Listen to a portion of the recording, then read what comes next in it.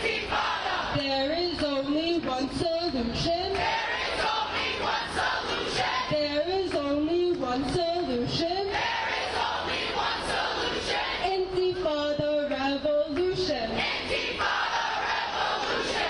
Intifada revolution. Intifada revolution. Justice is our demand. Justice is our demand. No peace on stolen land. No peace on stolen land. Justice is our demand. Justice is our demand. No peace on stolen land. No peace on stolen land. Free, free, free Palestine. Free, free, free Palestine. Free, free, free Palestine. Free, free, free Palestine. Free, free Palestine. Free, free Palestine. Free, free, free Palestine. Free, free, free Palestine. What do we want? Justice. What do we want? Justice. When do we want it? Now. What do we want? Justice. When do we want it? Now. If we don't get it, Shut it down. we don't get it. Shut it down. We don't get it. Shut it down. If President doesn't get it, Shut it down.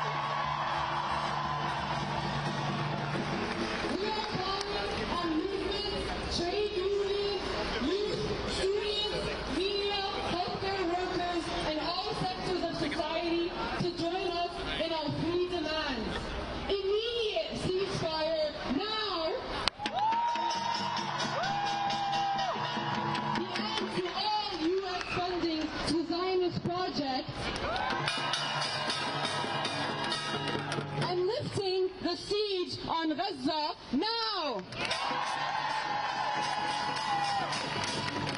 The situation in Gaza today is unfathomable. Every day we hear our people in Gaza say, today was the worst day so far.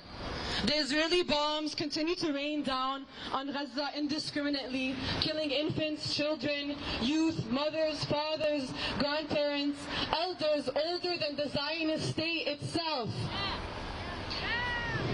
Since October 7th, Israel has killed over 10,700 Palestinians.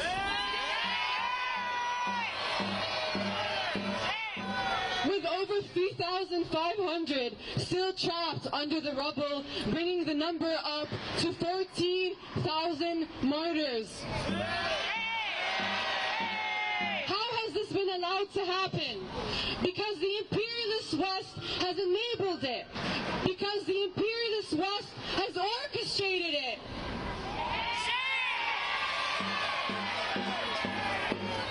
Right now, millions of Palestinians in Gaza are starving and thirsty. Israel has bombed the few remaining functioning bakeries. They have targeted aid trucks carrying much-needed drinking water, aid trucks that only make up 4% of the required supplies. Children, men, and women continue to be operated on and treated without anesthesia. Tylenol is given to children to withstand the pain of third-degree burns. Refugee camps, hospitals, mosques, churches, and schools where Gazans are taking shelter continue to be bombed. Nowhere in Gaza is safe. This is not only a second Nakba, it is proof that the Nakba never ended. In the West Bank and the occupied Palestinian interior territories of 1948, our youth are mobilizing, blazing the trail of our struggle for liberation in the face of escalating settler violence.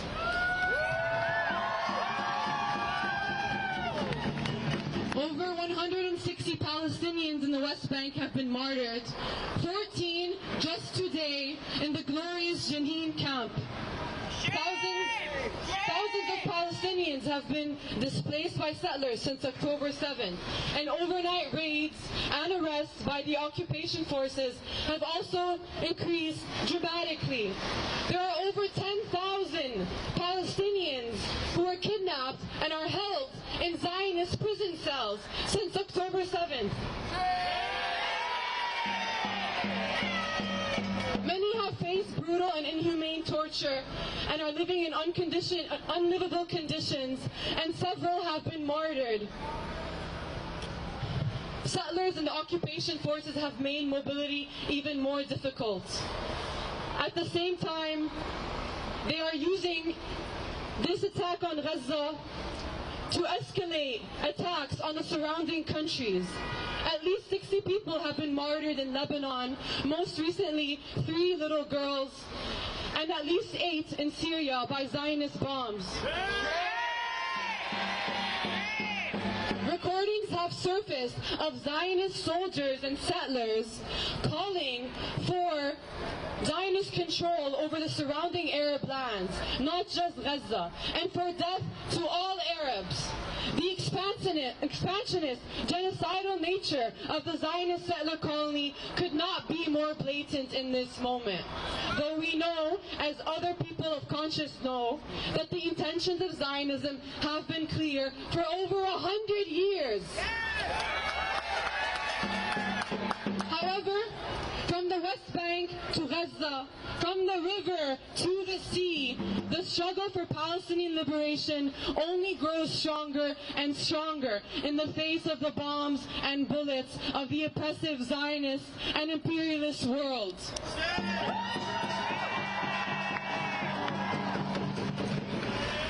The armies of the Western imperialist world have all mobilized their dollars, their weapons, and their propaganda machines to attack our glorious Gaza, the beating heart of our struggle. Why? Because Gaza is not just the beating heart of Palestine. It's not just the compass for all Arabs. It is a compass for all free people of this world.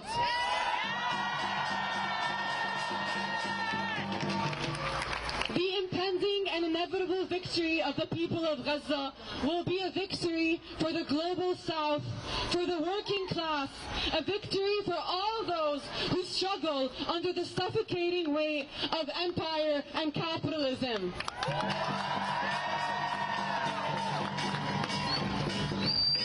The imperialists are mad dogs. Their tails are made of profit, and they chase them incessantly. Let us not forget then that profit is built into the structure of empire like flesh attached to bone. In their mad chase, they are distracted. They have a singular focus and pay no mind to the working hands that sustain them. So let us catch them unaware, because they underestimate the power of the people.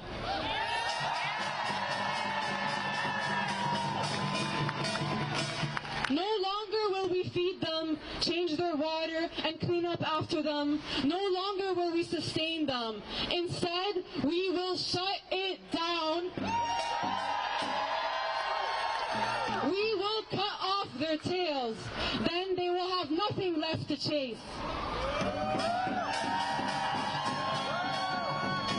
Now is the moment for the world to take action against the genocide of Palestinians.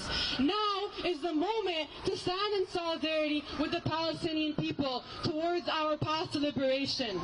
Last Saturday we saw over 300,000 people gathered in D.C. But that was just the start. Today and moving forward, we are shutting it down for Palestine. Students, trade unions, youth, media workers, everyone is taking part in this global shutdown today through walkouts, sit-ins, speak outs, disruptions, and all forms of protest directed at the political offices, businesses, and workplaces, at the Zionist institutions which fund, invest, and collaborate with Israel's genocide and occupation of Palestinians. We will continue building momentum until our demands are met. Ceasefire now. End all U.S. funding for Israel and lift the siege on Gaza now.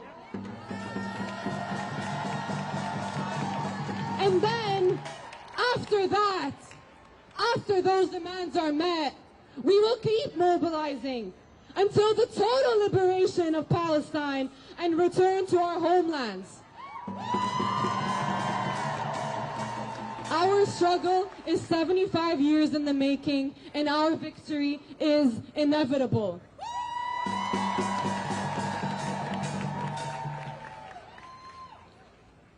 Now, Let us uplift our people in Gaza who are giving their lives for our collective liberation. We owe them everything. Our siblings, our comrades, who will never be able to speak with us again, who will no longer join us in songs of liberation. These are our heroes who strengthen our resolve and teach us the meaning of steadfastness, of revolution, and of life. These are our martyrs whose courage and sacrifice, pride from them with brutal injustice, will nourish the lands of a free Palestine.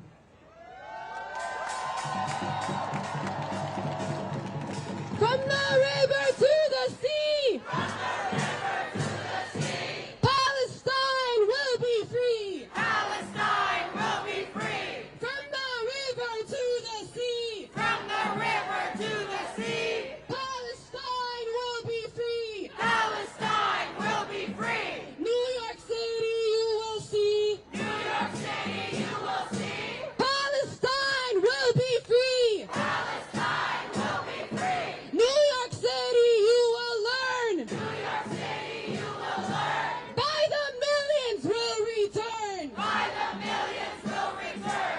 By the millions will return! By the millions will return! Thank you.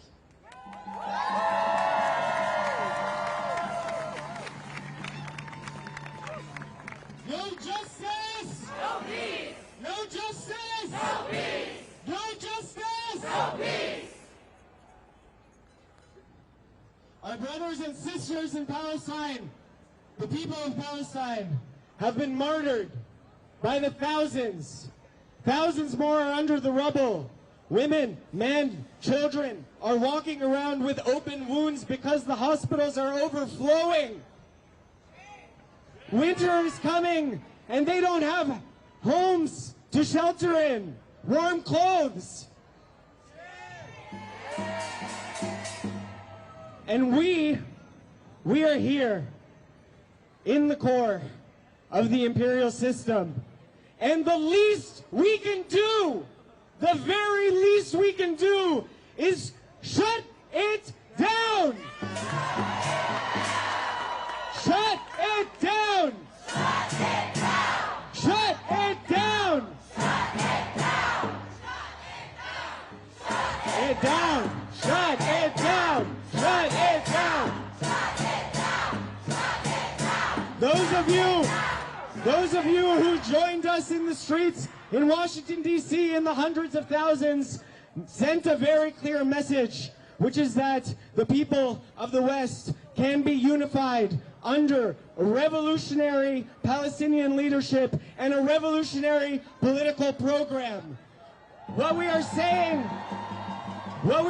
here today is that we are not going to stop, that we are going to set up a sustained campaign of pressure in labor, in media, in every aspect of the education and social life to demand a total anti-normalization of Zionism.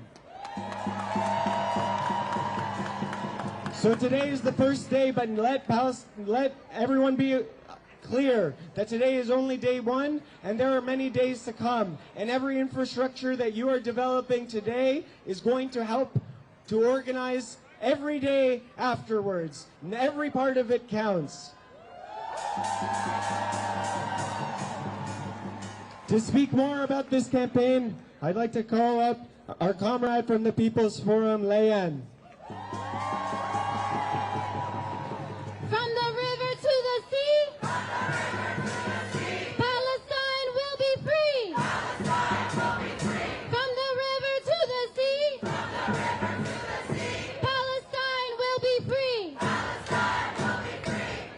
Friends, today is proof that the White House has no clue and has no connection to the people of its own country and the people of the world. Because today, I'm looking at the most important generation that can ever have an opinion in this country. Hundreds of high schools in New York City have seen walkouts today. This is the most brave generation that we have with us. because you know what's right and you know what's wrong and you're not afraid to express it. Biden thinks that he can keep funding the U.S. money, the richest country in the world, to go pay for a genocide of children, of men and women, and that nobody will say anything against him. But he can't be more wrong. Since for weeks, everyone has been on the streets in bigger and bigger numbers. Last week, we had the biggest protest for Palestine in U.S. history in Washington, D.C. And today, even more people are out. They are shutting it down. They are taking every action. They are walking out. They are taking off from work. They are wearing keffiyehs when usually that's not happening. They are speaking out. They are protesting. There is nowhere you can go without being reminded that nobody accepts this White House U.S.-funded Zionist genocide. The truth is, and this is what makes the White House scared, is that the power is with this generation and with these people, not with him. Today, Israel continued dropping bombs on the Palestinian people who have been suffering under the continuous bombing for weeks. More bombs have been dropped on the very small area called Gaza than in the entire history of the war in Afghanistan. And those bombs were paid for by U.S. money, by tax money, but also by the private investments and the money from private firms, private companies, millionaires and billionaires who have decided that it's in their best business interests to invest in genocide. These people, these companies, these billionaires, and the White House are all criminals, and they should be treated as such. They should be prosecuted to the full extent. They should be treated and held accountable for the tens of thousands, and in fact millions of deaths that are on their hands. This morning we paid a visit to one of those criminals. It's called BlackRock. It's only a couple of blocks over to the west. They thought that maybe we wouldn't notice them, but in fact, we do know that they are one of the richest asset management companies in the world, the richest, I believe, and they put billions of dollars into the 5 biggest weapons manufacturers in the world. There are some offices here in New York City, not so far away, where people are making millions and billions of dollars of profit selling the very same weapons used to kill the over 5,000 Palestinian children in their beds over the past few weeks. These people can never go to work again calmly with their smoothies, with their coffees, thinking everything is fine when this is what their business is. We don't want this kind of society. Perhaps the White House thinks we don't know what a democracy is, but we do. Actually, we demand that we have a say. And if you look at the streets right now, you know what the people are saying. They want not only don't they want this money going towards killing children in Palestine, they want a society and that is fighting for a free Palestine. They want to see the end of occupation, and they want to live in a world where the future is bright, not clouded by imperialist war. So we are going to keep on shutting it down until our demands are met. Immediate ceasefire with no conditions, an end to all funding of the Israeli genocidal project, and an immediate end to the siege on Gaza. And if we don't get it,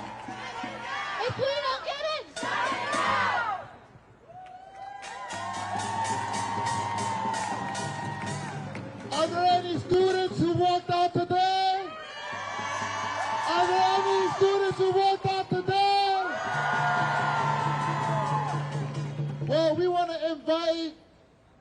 our dear comrade from the Teachers for Palestine, Educators for Palestine, but also Desi's rising up and moving, drum! Our dear friend Mohammed. Free, free! Free, free! Free, free! So, as a classroom teacher, my bread and butter are my ability to speak off the cuff. It's a skill I feel like I've always had, and I've only sharpened through my time educating and learning from the youth. But in this moment, where emotions run high and the brain is fogged with profound sadness and rage and confoundment, I've prepared my thoughts ahead of time. This time, it's important not to miss anything and not to deviate too much. So please, excuse me while I read what I prepared. Now, I'm a Palestinian of 1948. My ancestral villages of Lifta and Qazazeh were depopulated and ethnically cleansed with the invention of so-called Israel. I am a Palestinian of the diaspora, and I feel that I must use my privilege to uplift the voices and plight of those existing under the oppression and genocide of Israel, as I also demand for our right to return. Now, part of all Palestinians' cultural inheritance is a deep-seated proclivity to resistance, resilience, knowledge, and pride. Growing up in the United States, there were attempts by my teachers and peers to suppress my Palestinian identity, being told my heritage didn't exist, or that it was equivalent to terrorism. Were both alienating and mobilizing. It was mobilizing in that I learned to resist suppression from a very young age. Even when in a post-9/11 United States, my mother begged us to stay quiet and fly under the radar. She was driven by a mother's fear for her children against the violence of dominant, hateful ideologies. But maybe it was my inheritance. I found myself unable to stay silent. Gaza is a besieged strip of land with a significant refugee population. Refugees that were expelled from their homes at the invention of Israel. And later again with the ongoing establishment of illegal settlements.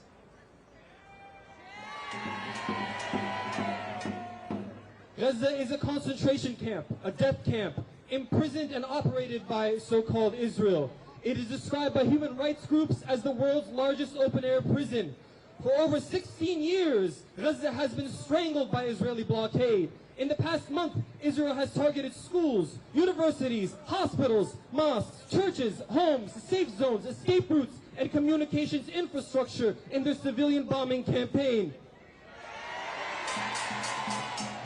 And yet the people of Gaza resist, are resilient, uplift and sustain knowledge in spite of attempts to silence them, and do so with dignity and pride, as is their cultural inheritance. We stand here today despite attempts to abridge our First Amendment rights to silence us. The mayor and chancellor resort to dubious tactics to appease Zionist interests and suppress humanitarian calls for a ceasefire. Their dehumanizing rhetoric has alienated students and staff and cemented their legacy as genocide apologists. Today, we condemn their neutrality as violence and demand not only that they represent all members of New York City public schools, but that they condemn the ongoing genocide that has killed over 12,000 people, over 5,000 children, with thousands more missing in the rubble. This day of action aligns to the Palestinian cultural inheritance of resistance, resilience, knowledge, and pride. This day of action is a message that counterfactual, dominant, Zionist, and Western narratives will not overcome the desire of students and educators to learn and engage with suppressed knowledge. In this widespread call to end our 75-year-long genocide of Palestinian people, this call to demand a ceasefire in an active genocide that has killed at least 12,000 people, whose only crime is being Palestinian, Students and educators and all here today reject the Zionist Western narrative. They center voices of the oppressed Palestinian people, and they call for justice and peace. No justice? No peace.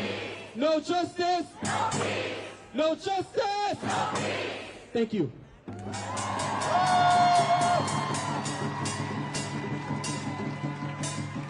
You all, in New York City, today, 150 high school students walked out.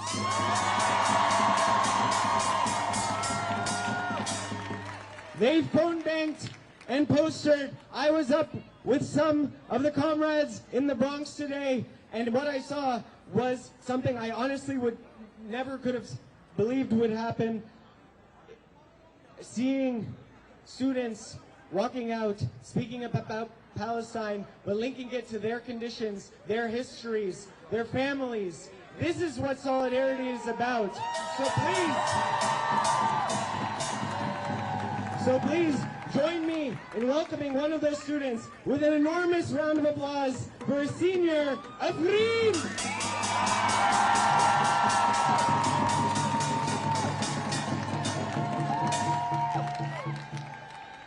Thank you so much for this welcome.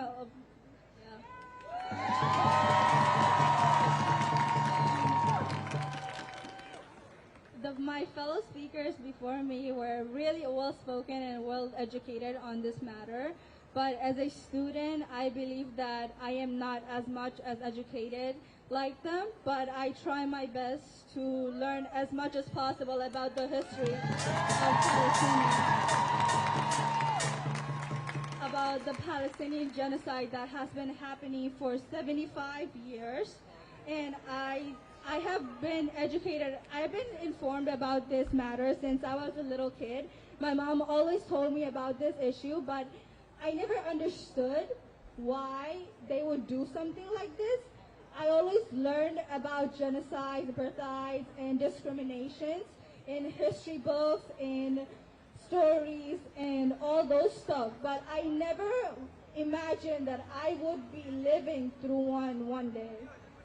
I never imagined I would be seeing those brutal, criminal images of babies being killed in social media and on my phone while I'm sitting in my living room playing with my siblings who are also the same age or older than them. This is absolutely wrong, and this cannot go on in this generation, and we will not let another genocide repeat while we're here. So,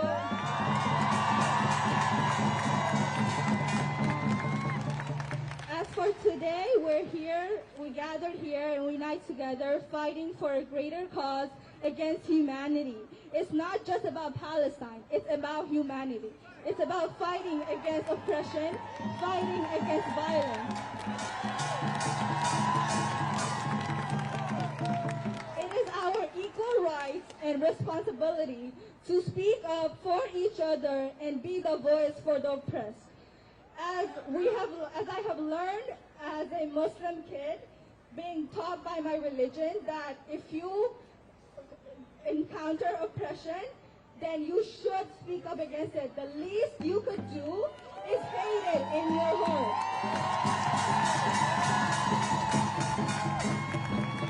And by chanting Free Palestine and demanding for a ceasefire, we're not just showing that we care about this and we don't want this. We're showing the people of Gaza that they have hope, that they're being listened to, they are being heard. And it's not the Western power and the unjust power system that has been taking on, but we also see it, and we know what's right. We are on the right side of the history. And we are not okay, nor will we be okay with this, and we will not stand by and watch hopelessly as babies and children are murdered in front of us. Nor will we put up with another genocide against innocent people. As a student, I have learned, I had amazing teachers teachers, history teachers, who taught us about the world history, about the genocides that happened before. But we never got to learn about the genocide of the Palestinian people. That was never a spotlight in our classroom. Every time we would have an AP US History, AP World History, AP US History, every topic about Palestine, about Palestine Revolution, and about Israel were either changed or not focused much on. We're so focused on teaching our kids and our students about the past genocide and apartheid and discrimination that has already happened. Those were in the past. Yes, it's important for us to learn about this so that we don't repeat it. But guess what? We do, because those people who witnessed those when they were younger, they are committing the same genocide right now because of power. They have...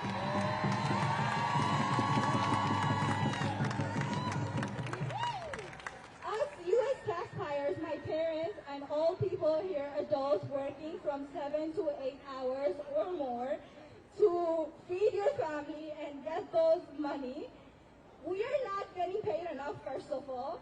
Second of all, we are not here to fund a genocide using our tax dollars.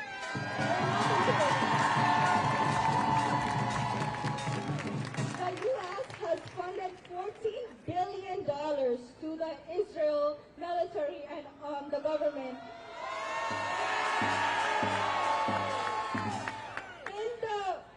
By justifying that this is for self-defense. What are you doing for self-defense? What is self-defense? Fighting children? Fighting kids? That's your self-defense? Being the world's best, world's best military system, you can't fight kids? You need $14 billion to just use weapons and bomb kids in the response of self-defense? What other lame excuse can you come up with, huh? We've seen the hypocrisy of our leaders who are rather criticized or slogans of justice, but will not say a word about more than 10,000 people, Palestinians, who have been killed, with that 4,000 being children under the age of 1. We had 8 pages of the names that were released of people who got killed, Palestinians, and most of them were under the age of 1. Now, what is this world that we're living in, that we are viewing this, we are experiencing this, but we are so afraid to speak up against it? Why is this such a bad thing here? Do you want history to repeat again? We don't want history to repeat again. We don't want them to know that our generation couldn't take a step on this. Every single generation has to go through a generation of genocide. Why is that? Why is that we never learn about, whatever we learn about, we forget. We can't comprehend what we understand, and we cannot put into practice on what we can do better. Why are our world leaders so thirsty for power and for money that they cannot see the humanity in them? They lose their humanity being in power. Why is that? Why do we elect people and then not have any say in our Congress? Why is that?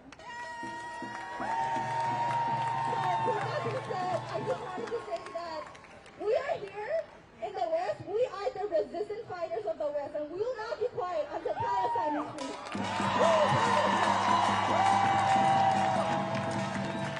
Free, free Palestine! Free, free Palestine! Free, free Palestine! Free, free Palestine! From the river to the sea! From the river to the sea! Palestine will be free! Palestine will be free! We now want to invite a long-time anti-war activist, a fighter for peace and justice here in New York and around the world, Susan Sarandon.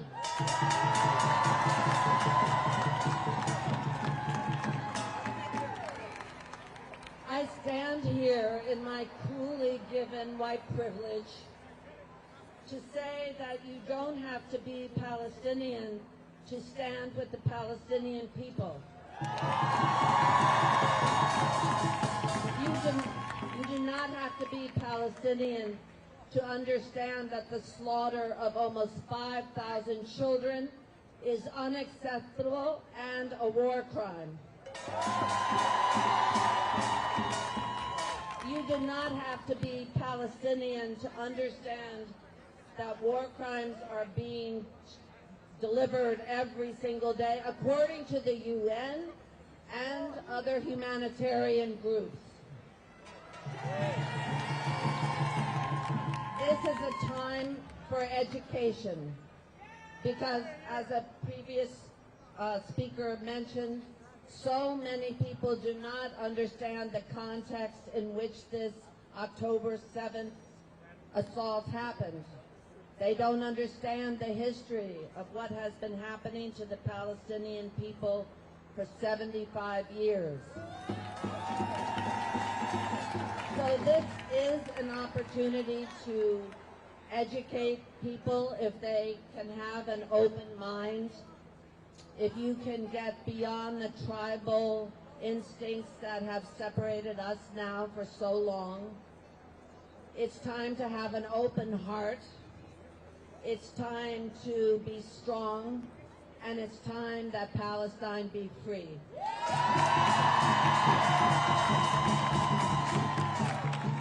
There is no freedom until everyone is free. Thank you. Thank you, Susan Sarandon.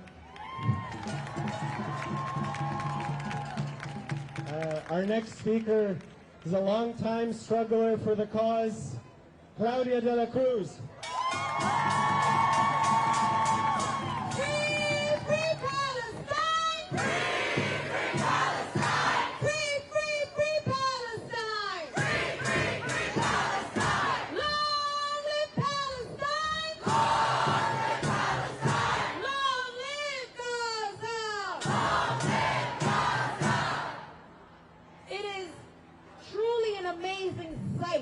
To see so many young people here today. If anyone ever tells you you are the future, you let them know you are the present. You are the now. You are the hope.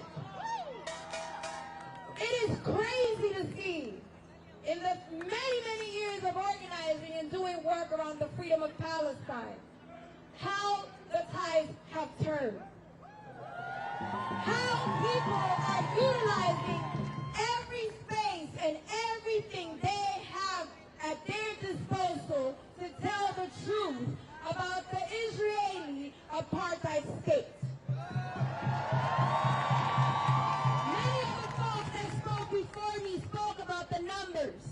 Let us not stop talking about the millions of people that have been slaughtered by the Israeli state. Let us not stop talking about the millions over 70 years that have been displaced. And let us not stop saying that it is U.S. imperialism, that it is the White House, that it is the Pentagon, and every of those sellouts in Congress that have signed off,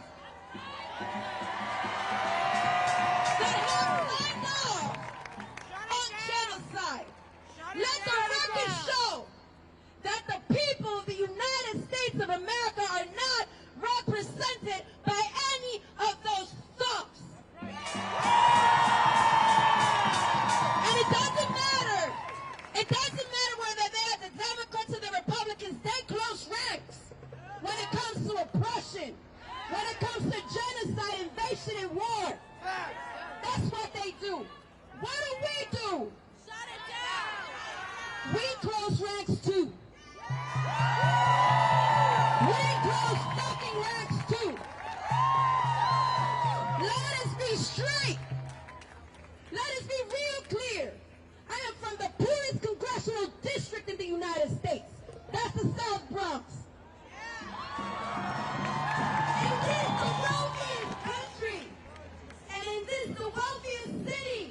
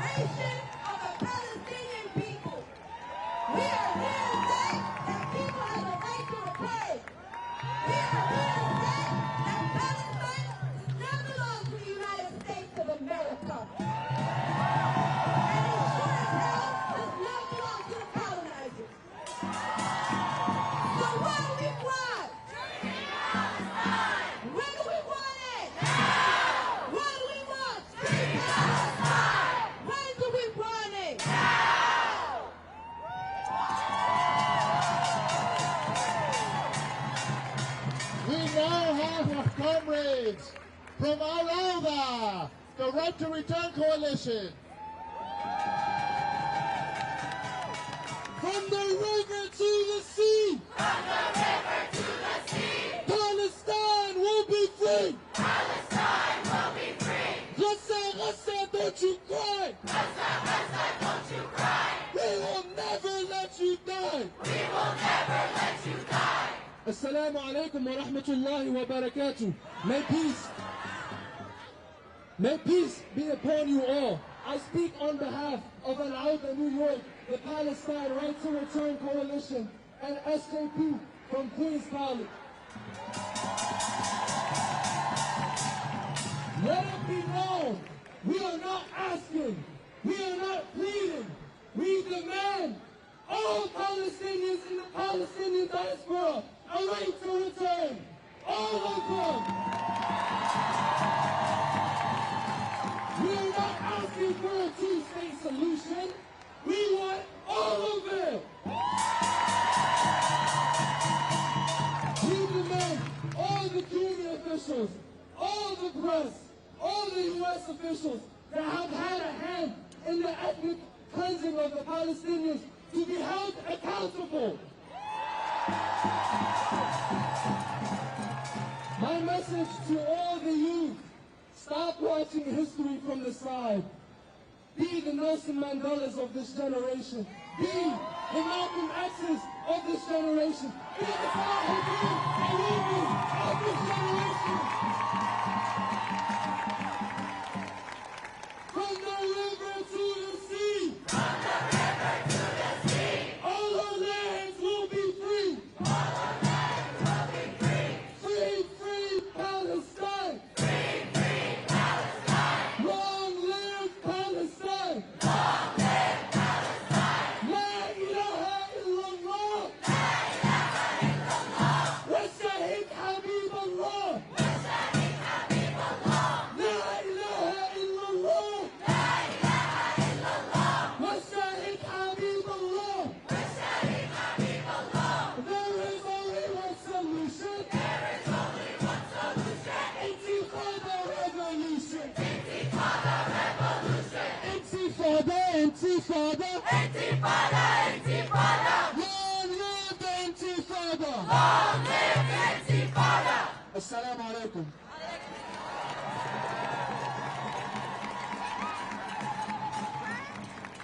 All right, y'all.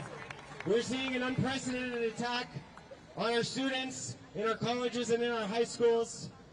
Next up, we have one of the leaders of a 5-hour sit-in at the School of Social Work at Columbia University. From the river to the sea, From the river to the sea. Palestine will be free. Palestine will be free. Yesterday, a collective of students at the Columbia University School of Social Work hosted a sit-in from 10 a.m. to 8 p.m. We demanded Dean Melissa Beck to support calls for a ceasefire. In response, the university threatened students with academic sanctions and suspension. Along with the Columbia University Apartheid Divest Coalition, we will continue to demand the university divest from supporting the Zionist entity. As social work students at Columbia University, our school stresses the importance of using a power, race, oppression, and privilege framework. There can be no doubt we have a duty to unequivocally uphold and recognize Palestinian people's right to self-determination and their right to resist. As social workers, it is instilled into us that we have a duty to uphold the basic rights that ensure dignity and humanity for all people. The occupation of Palestine and the Zionist entity is not a two-sided conflict. Similarly, the targeted suppression of pro-Palestinian student activism on college campuses nationwide, including Columbia University, is not an isolated incident. The movement to support Palestinian liberation is not limited to just Palestine. I want to specifically highlight the example of solidarity from our comrades in Atlanta, Georgia, and the ongoing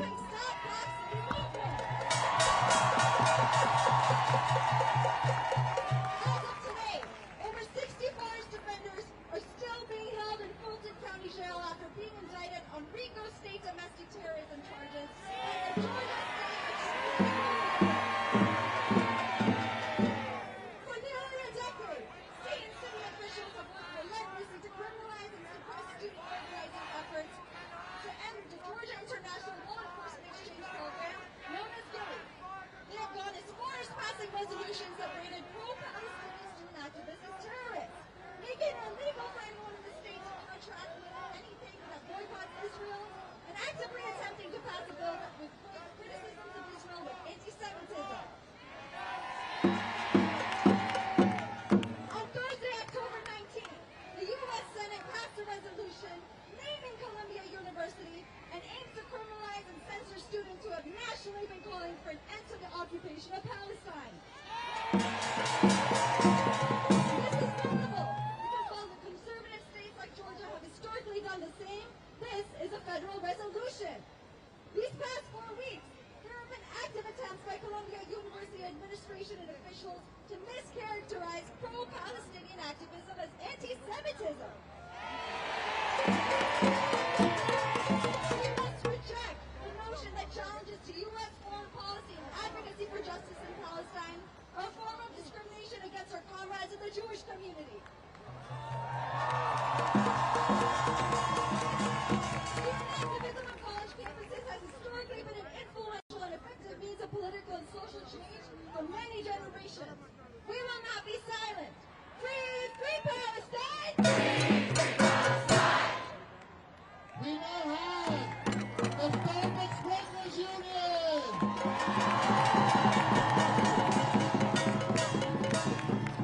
What's up, everybody?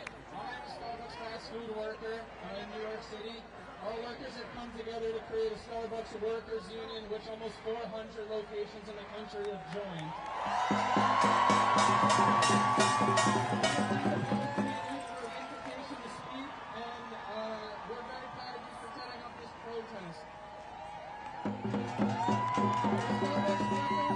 Starbucks Workers United stand in solidarity with the Palestinian liberation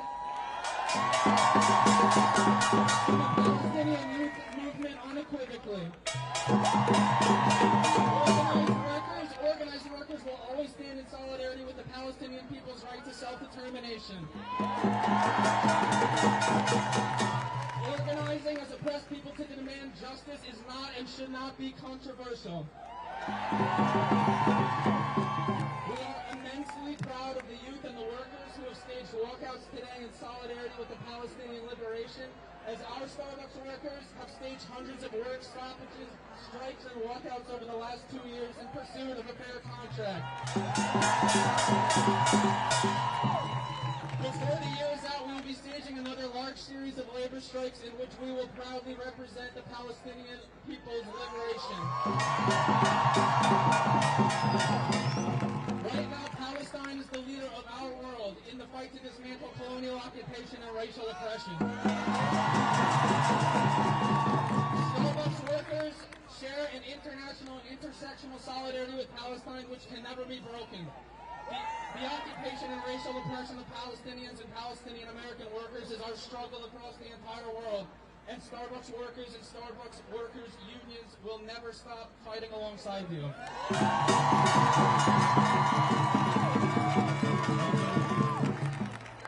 All right, we're in the home stretch. We're in the home stretch. If you haven't noticed, the speakers we've been bringing up, each and every one of them has participated in some form of shutdown action today in response to the national call for shutdown. And as we've said, labor is a very essential component in this struggle and in maintaining and sustaining pressure against Zionism here in the Imperial Core. And so I'm very honored to introduce Michael Ludwin from Labor for Palestine. Free Palestine! Free, free Palestine! Free, free Palestine! Free, free Palestine! Shut it down for Palestine! Shut it down for Palestine! Shut it down! Shut it down! Shut it down! For Palestine! From the river to the sea! From the river to the sea! Palestine will be free!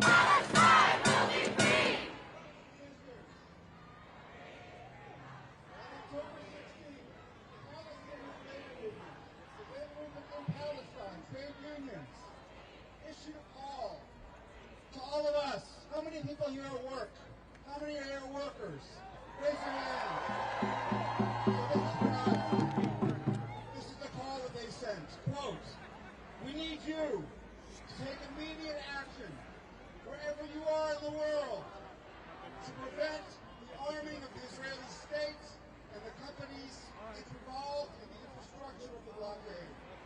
And so in response, Labor for Palestine issued a statement, which has now been signed by hundreds of named trade unionists, that we, doing labor around the world, shut it down.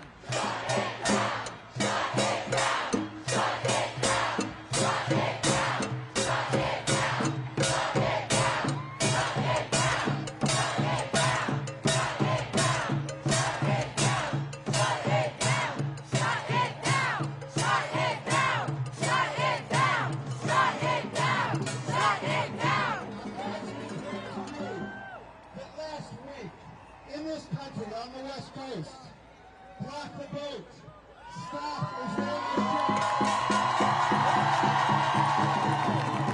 stop the president from being unloaded, stop the Tacoma, Washington from being unloaded. And then today, people mass protesting at Cold Firearms, Connecticut, a UAW shop. Stop that shop from operating. Cold Firearms, the same the same thing last week at Boeing. They're doing the same thing today at Raytheon. And next week, or the week after, we're going to do the same thing here at the Port of New Jersey to block the boat. Free Palestine! Free Palestine! Free Palestine! Free Palestine!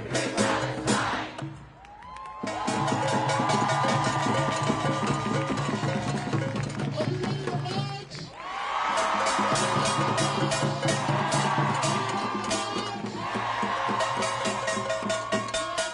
Last speaker before we start marching. A brother who has been leading the Black freedom struggle for many years, not just in New York City, but across the country. We're proud to have with us Omar Clay of the December 12th movement. I was told we go into the street, and I got 1 minute. So here's my message. There's a Palestine liberation movement, and there's a Black liberation movement. From the Mayflower. They've been killing us since we've been here. Black people didn't come here to tail behind Palestine. We came arm in arm with Palestine. Let's remember, it was Israel that was down dirty with South Africa in apartheid. In closing, let me say, in Brooklyn we got a saying, where ethnic cleansing is going on right now. We tell them we ain't going nowhere.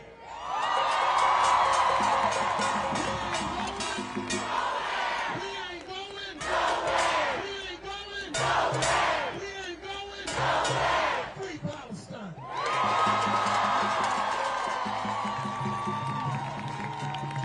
Are you ready to march? Are you ready to march? There's a banner ready on 40th Street and Fifth Avenue. We're going to start gathering behind the banners.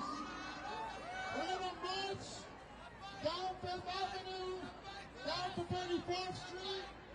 We're going to turn right and march all the way to 8th Street. And we're going to get to the New York Times. The New York Times doesn't want to tell the truth, but we're going to bring the truth to the New York Times. Shut it down! Shut it down! Shut it down! Shut it down! Shut it down! Shut it down! Shut it down! Shut it down! Shut it down! Shut it down! Shut it down! Shut it